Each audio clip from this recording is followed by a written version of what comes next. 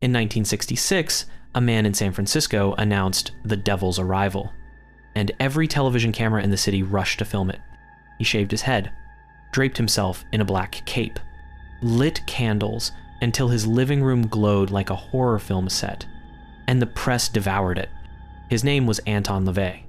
He wasn't a sorcerer, he wasn't a killer, but with a few props and a genius for spectacle, he convinced the world that Satan was alive, recruiting, and everywhere, all while never believing in a literal devil himself.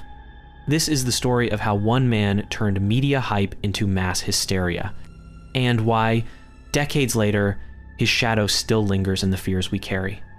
Before he ever called himself the Black Pope, Anton LaVey was already a master of illusion. As a young man, he played the organ on the carnival circuit, boasting that his music could calm lions in their cages. He drifted through burlesque clubs, bathing in the shadows of vice. He even told people he photographed crime scenes for the San Francisco police, though no records exist, and later he admitted he'd embellished the truth simply to charm the public. LaVey understood something vital. Stories mattered more than facts.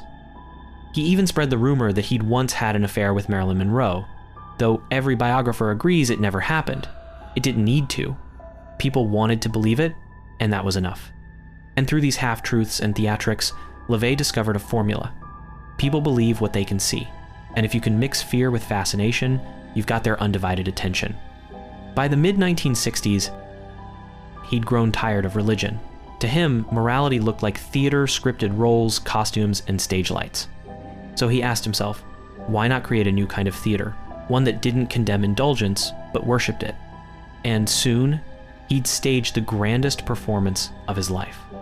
On the 30th of April, 1966, Walpurgisnacht, the legendary night when witches were said to gather, Anton LaVey founded the Church of Satan. He declared it Year One. But this wasn't a religion hidden in basements or whispered about in shadows. LaVey threw the doors wide open. He invited photographers. He staged rituals specifically for the press. Everything was designed for the lens. Black masses with LaVey framed under a looming pentagram. A satanic baptism of his own daughter splashed across the pages of Look magazine. Candlelit ceremonies with celebrities like Jane Mansfield leaning close to the so-called Black Pope. Sometimes he even strutted through San Francisco with a lion on a leash, his bald head shining under the streetlights. LaVey wasn't just preaching, he was performing, and the press couldn't look away. But the truth was more theater than terror. Nude women served as altars, chants echoed in candle smoke, but there were no human sacrifices, no vast satanic armies. These were psychodramas, carefully staged to shock the mainstream and thrill the counterculture. And yet, when the photographs hit front pages, Americans stared, as if the gates of hell had cracked open. And that's exactly what LaVey wanted. Television producers circled him like moths to a flame, talk shows booked him for his sharp one-liners. News anchors warned of a satanic surge, their broadcasts cut with footage of LaVey standing proudly at his altar. He even fueled his own myth with Hollywood lies, claiming he'd played the devil himself in Roman Polanski's Rosemary's Baby. It wasn't true, but the rumor spread fast, and audiences believed the man they'd seen on late-night television was the same devil haunting their movie screens. Behind the smoke and candles, the reality was almost laughable. At its peak, the Church of Satan had fewer members than a high school chess club, but the headlines didn't care.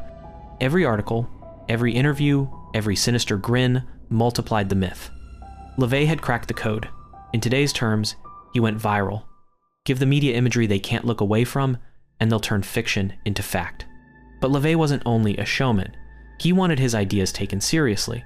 For all the horns, pentagrams, and capes, he insisted he wasn't summoning demons, he was summoning attention. Satan, he said, was never literal. It was a metaphor.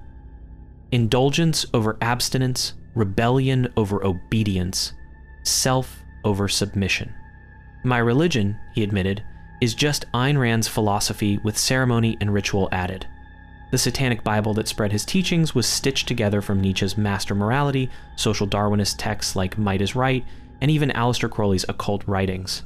LaVey wasn't a philosopher in his own right, he was a remix artist with a spotlight. He even wrote his own commandments, the 11 satanic rules of the earth. Some sounded surprisingly normal. Do not harm little children. Others were ruthless. If someone bothers you and won't stop, destroy them. This mix of hedonism and cruelty gave Satanism its dangerous edge. And to his followers, the rituals worked less like religion and more like therapy. LaVey called it lesser magic psychodrama designed to vent rage, lust, or grief through theater. He even bragged that he'd cursed a romantic rival into an early grave after the man died in a car crash. Did he believe it? Maybe not.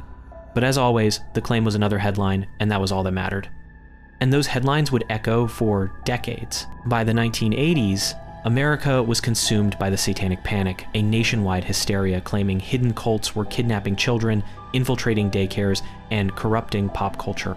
Where did the imagery come from? Much of it traced straight back to Anton LaVey, to his staged photographs, his altar shots, his devilish stares.